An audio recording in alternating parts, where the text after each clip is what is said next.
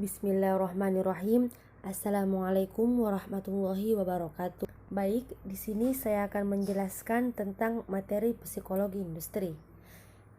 Yang pertama, psikologi industri.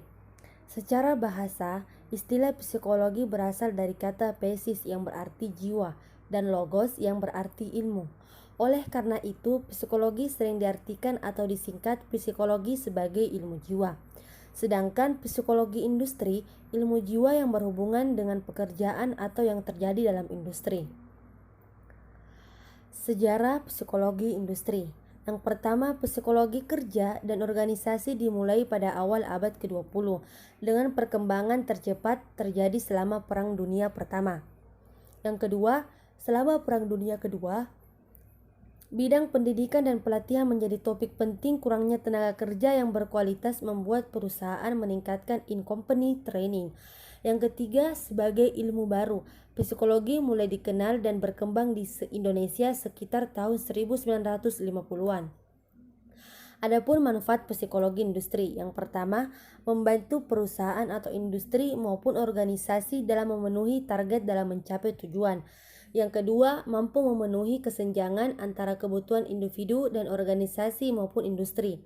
Yang ketiga, meningkatkan kemampuan individu dalam setting kerja sehingga bukan saja dapat meningkatkan kompetensi individu, namun dapat juga mengembangkan perusahaan atau industri. Jenis-jenis psikologi industri. Yang pertama, psikologi personalia. Yang kedua, psikologi konsumen. Yang ketiga, psikologi perilaku organisasi.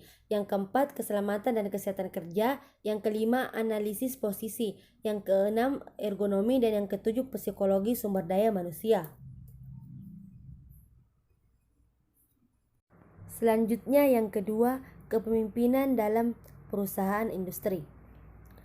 Kepemimpinan secara harfiah berasal dari kata pimpin. Kata pimpin mengandung pengertian mengarahkan, membina atau mengatur, menuntun dan juga menunjukkan ataupun mempengaruhi. Kepemimpinan dalam bahasa Inggris disebut leadership dan dalam bahasa Arab disebut siamah atau imamah. Dalam terminologi yang dikemukakan oleh Marfiel dan Hamzah, kepemimpinan adalah menyangkut dalam menstimulasi, memobilisasi, mengarahkan, dan mengkoordinasi motif-motif dan kesetiaan orang-orang yang terlibat dalam usaha bersama. Tipe-tipe kepemimpinan. Yang pertama, tipe otoriter, dan yang kedua, tipe demokratik. Ciri-ciri kepemimpinan. Yang pertama, keinginan untuk menerima tanggung jawab, kemampuan bersikap objektif, kemampuan untuk menentukan prioritas, dan kemampuan untuk berkomunikasi, kemampuan untuk memberikan dan menerima informasi. Adapun gaya-gaya kepemimpinan, yang pertama otokratis, yang kedua kepemimpinan demokratis, yang ketiga kepemimpinan afiliatif, yang keempat kepemimpinan visioner. Adapun teori-teori dalam kepemimpinan, yang pertama teori sifat, yang kedua teori perilaku, yang ketiga teori situasional atau kontingensi, yang keempat teori transaksional dan teori transformasional, yang kelima teori implisit, dan yang keenam teori harismatik. Adapun fungsi dari kepemimpinan ada 6. Yang pertama, fungsi perencanaan, yang kedua fungsi memandang ke depan, yang ketiga fungsi pengembangan loyalitas, yang keempat fungsi pengawasan, yang kelima fungsi mengambil keputusan, dan yang keenam fungsi memberi motivasi. Selanjutnya yang ketiga, stres di tempat kerja. Secara etimologi stres diambil dari bahasa Latin yang artinya kekerasan fisik maupun psikologis. Stres kerja adalah suatu kondisi sebagaimana kelebihan permintaan dan tekanan yang meluap-luap yang membuat ketidakseimbangan fisik dan mental yang mempengaruhi perasaan, cara pandang, dan keadaan seorang pekerja. Jumlah tekanan yang berlebihan akan membahayakan kapasitas individu untuk mengolah kerjaannya dengan tujuan akhir untuk memperoleh hasil kerja yang maksimal. Adapun faktor-faktor stres kerja, yang pertama faktor lingkungan, yang kedua faktor perusahaan, yang ketiga faktor individu atau kondisi di luar lingkungan kerja. Gejala-gejala akibat stres kerja. Yang pertama, gejala fisik. Sakit kepala, sakit punggung, kehilangan nafsu makan, dan makan yang berlebihan. Yang kedua, gejala psikologis. Mudah lupa, kebosanan, ketidaktegasan, dan tidak kesabaran. Yang ketiga, gejala perilaku. Keresahan, mudah marah, sifat suka memerintah, dan mengalami kecelakaan. Pengelolaan stres kerja. Ada dua pendekatan dalam mengelola stres kerja, yaitu pendekatan individu meliputi meningkatkan keimanan, melakukan meditasi dan pemanasan, melakukan kegiatan olahraga, dan melakukan relaksasi. Yang kedua, pendekatan perusahaan meliputi melakukan perbaikan iklim organisasi, melakukan perbaikan terhadap lingkungan fisik, menyediakan sarana olahraga, dan melakukan analisis dan kejelasan tugas. Selanjutnya yang keempat, konflik dalam industri. Konflik adalah proses yang dinamis yang terjadi karena pertentangan yang tidak hanya disebabkan oleh orang lain, juga berasal dari diri sendiri. Konflik dapat berupa perselisihan, adanya ketegangan, atau munculnya kesulitan-kesulitan lain di antara dua pihak atau lebih. Adapun macam-macam konflik. Yang pertama, konflik fungsional, yaitu konflik yang mendukung pencapaian tujuan kelompok. Yang kedua, konflik disfungsional, yaitu konflik yang merintangi pencapaian tujuan kelompok. Sumber-sumber konflik ada 5. Yang pertama, konflik dalam diri individu. Yang kedua, konflik antar individu dalam organisasi yang sama. Yang ketiga, konflik antar individu dan kelompok. Yang keempat, konflik antar kelompok dalam organisasi yang sama. Dan yang kelima, konflik antar organisasi. Adapun dampak dari konflik. Yang pertama, dampak positif.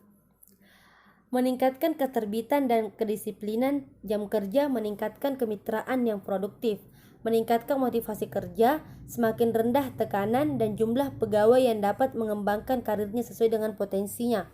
Adapun dampak negatifnya, meningkatkan ketidakhadiran karyawan dan seringnya absen selama jam kerja. Banyaknya karyawan yang mengeluh karena sikap atau perilaku rekan kerja yang tidak adil. Pertengkaran antara karyawan seringkali menimbulkan kemarahan dan tersinggung. Dan banyaknya karyawan yang sakit membuat sulit untuk berkonsentrasi. Selanjutnya yang kelima, kepuasan kerja di industri. Kepuasan kerja pada dasarnya merupakan salah satu aspek psikologis yang mencerminkan perasaan seseorang terhadap pekerjaannya. Ia akan merasa puas dengan adanya kesesuaian antara kemampuan, keterampilan, dan harapannya dengan pekerjaan yang ia hadapi. Adapun faktor yang mempengaruhi kepuasan kerja. Faktor-faktor yang terkait dan menentukan kepuasan kerja atau ketidakpuasan kerja adalah suatu hal yang sangat luas. Adapun faktor yang mempengaruhi kepuasan kerja antara lain faktor psikologis, faktor fisik, faktor finansial, dan faktor sosial. Adapun dampak kepuasan kerja, yang pertama, dampak terhadap produktivitas. Yang kedua, dampak terhadap ketidakhadiran, dan yang ketiga, dampak terhadap kesehatan. Selanjutnya yang keenam, analisis dalam industri. Analisis jabatan adalah proses untuk memperoleh informasi serinci mungkin sebuah pekerjaan serta personel yang dibutuhkan dalam pekerjaan sehingga sumber daya manusia yang dipilih dapat melakukan pekerjaan itu dengan baik dan benar. Adapun manfaat analisis data, penarikan, seleksi, dan penempatan pegawai sebagai petunjuk dasar dalam menyusun program latihan dan pengembangan, menilai kinerja atau pelaksanaan kerja, dan memperbaiki cara bekerja pegawai. Adapun tahapan analisis jabatan, persiapan dan perencanaan. Selanjutnya yang ketujuh, seleksi dan penempatan kerja dalam industri. Seleksi merupakan proses kegiatan pemilihan pada individu tertentu dari segenap kelompok karyawan yang berpotensial untuk menjalankan atau mengemban amanah di suatu jabatan tertentu. Penempatan Penempatan tenaga kerja adalah tindak lanjut dari proses seleksi. Kriteria yang harus dipenuhi dalam pelaksanaan penempatan karyawan ialah kesesuaian pengetahuan, kesesuaian keterampilan, dan kesesuaian kemampuan. Adapun tujuan proses seleksi: jujur dan berdisiplin, cakap dengan penempatannya, terampil dan bersemangat dalam bekerja, memenuhi persyaratan undang-undang pekerja, bekerja bersama dengan setiap orang, dan dinamis dan kreatif. Adapun hambatan-hambatan seleksi: yang pertama, tingkat validitas yang berbeda. Yang kedua, hambatan biaya yang dimiliki perusahaan karena metode-metode itu memiliki biaya yang terkadang tidak murah. Yang ketiga, hambatan lain seperti tolak ukur, penyeleksi, dan pelamar. Adapun hambatan-hambatan penempatan kerja ada 3, yaitu efektivitas, tuntutan hukum, dan pencegahan separasi atau PHK. Selanjutnya yang ke-8, pelatihan dan pengembangan tenaga kerja industri.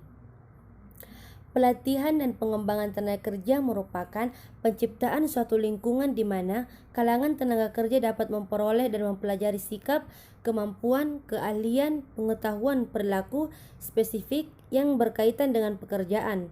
Pelatihan ditujukan untuk meningkatkan prestasi kerja saat ini, sedangkan pengembangan ditujukan untuk meningkatkan prestasi kerja saat ini dan masa yang akan datang. Adapun faktor-faktor yang mempengaruhi tinggi rendahnya upah atau gaji. Faktor-faktor yang mempengaruhi tinggi rendahnya tingkat upah menurut Panjojo dan Suat tahun 2006, terdapat beberapa faktor yang mempengaruhi tingkat tinggi rendahnya upah, antara lain penawaran dan permintaan tenaga kerja, organisasi buruh, dan kemampuan untuk membayar. Selanjutnya, faktor-faktor kinerja karyawan. Kinerja merupakan gabungan 3 faktor, yaitu kemampuan dan minat seseorang pekerja, kemampuan dan penerima atas penjelasan delegasi, tugas dan peran serta tingkat motivasi bekerja. Apabila kinerja tiap individu atau karyawan baik, maka diharapkan kinerja perusahaan akan baik pula. Adapun faktor-faktor kinerja karyawan antara lain jumlah dan komposisi dari kompensasi yang diberikan, penempatan kerja yang tepat, pelatihan dan promosi, rasa aman di masa depan dengan adanya pesangon dan sebagainya, hubungan dengan rekan kerja, dan hubungan dengan pimpinan. Selanjutnya yang ke-9, job performance di industri. Prestasi kerja atau prestasi sesungguhnya yang dicapai pada seseorang. Jadi, job performance merupakan hasil kerja secara kualitas maupun kuantitas seseorang pegawai atau fungsinya sesuai dengan tanggung jawab yang diberikan kepadanya. Faktor-faktor yang mempengaruhi job performance: yang pertama, kemampuan; yang kedua, motivasi; yang ketiga, dukungan yang diterima; yang keempat, keberadaan pekerjaan yang mereka lakukan; dan yang kelima, hubungan antara rekan kerja dengan pimpinan. Adapun indikator kinerja ada 3. Yang pertama, kuantitas kerja, jumlah kerja yang dilaksanakan oleh seseorang karyawan dalam suatu periode tertentu. Yang kedua, kualitas kerja, menunjukkan kualitas karyawan dalam melaksanakan tugasnya seperti ketepatan, kelengkapan, dan kerapian. Yang ketiga, ketepatan waktu. Ketepatan waktu yaitu sesuai tidaknya dengan waktu yang direncanakan. Adapun manfaat penilaian job performance: yang pertama, perbaikan prestasi kerja; yang kedua, penyesuaian kompensasi; yang ketiga, evaluasi prestasi kerja; yang keempat, keputusan penempatan; dan yang kelima, kebutuhan latihan dan pengembangan prestasi kerja yang buruk. Selanjutnya yang terakhir, motivasi kerja dalam industri. Motivasi berasal dari kata Latin mover yang berarti dorongan atau daya penggerak. Motivasi ini diberikan kepada manusia, khususnya kepada para bawahan atau pengikut.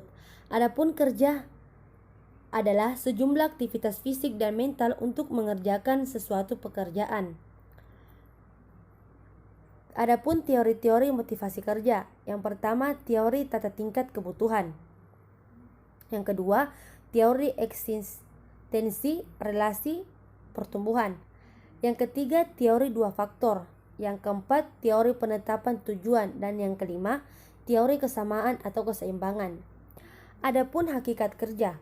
Faktor pendorong penting yang menyebabkan manusia bekerja adalah adanya kebutuhan yang harus dipenuhi. Aktivitas dalam kerja mengandung unsur suatu kegiatan sosial, menghasilkan sesuatu dan pada akhirnya bertujuan untuk memenuhi kebutuhannya. Baik, mungkin hanya itu yang dapat saya jelaskan terkait materi psikologi industri. Kurang dan lebihnya mohon dimaafkan. Wassalamualaikum warahmatullahi wabarakatuh.